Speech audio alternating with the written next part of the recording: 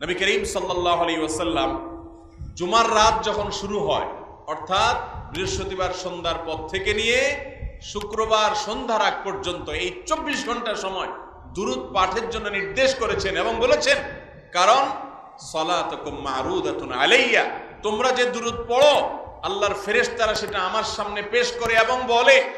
অমুক জায়গা থেকে আপনি সুবর্ণচর থেকে করছেন, তো আল্লাহর ফেরেশতা বলবে যে হে আল্লাহর রাসূল, সুবর্ণচর থেকে বাংলাদেশের ওই থানার ওই উপজেলার ওই গ্রাম থেকে অমুকের ছেলে অমুক আপনার প্রতি দুরূদ প্রেরণ করেছে। নবীজি সাল্লাল্লাহু আলাইহি ওয়াসাল্লামের কাছে সেটা উপস্থাপন করা হবে। অতএব আমরা এই জুমার রাতের আমলটা করব তো ইনশাআল্লাহ। ভাইরা আমার, আপনি যদি আমাকে জিজ্ঞাসা করেন যে ভাই একটা আমলের কথা বলেন যে আমলটা আমার সকল কিছুর জন্য যথেষ্ট হয়ে যাবে, তো আমি বলবো সেটা হলো দুরূদের আমল। নবী সাল্লাল্লাহু আলাইহি ওয়াসাল্লাম বলেছেন, যে ব্যক্তি দুরূদকে নিয়মিত পড়বে, আঁকড়ে ধরবে,